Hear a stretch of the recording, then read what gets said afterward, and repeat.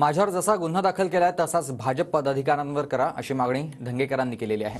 रवींद्र धंगेकर यांनी मुलाखत सुरू असतानाच डीसीपींना फोन लावलाय। सहकारनगर पोलीस ठाण्याबाहेरील आंदोलनामुळे रवींद्र धंगेकर यांच्यावर गुन्हा दाखल झालेला आहे। तर वसंत मोरेंना 4 लाख मतं मिळणार असतील तर आमचं डिपॉझिट जप्त होईल असं म्हणत वसंत मोरेंना रवींद्र धंगेकरांनी खोचक टोला लगावलाय।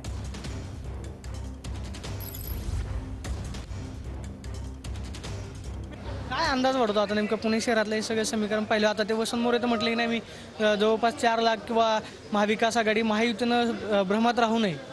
नाही, त्यांचं म्हणणं खरं असू शकतं आणि 4 लाख मतं पडले तर मग बाकीच्यांना काय मतं शिल्लक राहणार नाहीत, त्यामुळे त्यांचाही विचार आपण केला पाहिजे ना।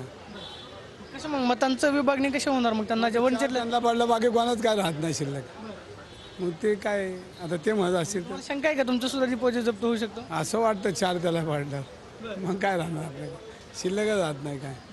तुमच्यावरती मग 100 कार्यकर्त्यांवरती जो गुन्हा दाखल झालाय मग अन्याय केला नाण्य तर वर्षानुवर्ष माझ्याच होतोय, त्याचं उठ्ठ पुणेकर काढणार आहेत मतपेटीतनं। किती 4 तारखेला हां काय अंदाज आहे तरी या साधारण सर, त्या जमावबंदीचा माझ्यावर गुन्हा दाखल झाला, पण भारतीय जनता पार्टीचे लोक त्या ठिकाणी आरडाओरडी करत होते, ते 5-25 जण होते, ते एक झालं पाहिजे सर।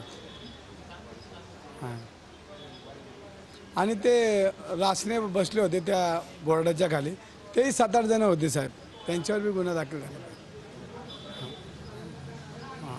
हो हो, मग तुमचं ऐकावं लागतं मला म्हणून तर तिथं गुन्हा दाखल झाला पाहिजे।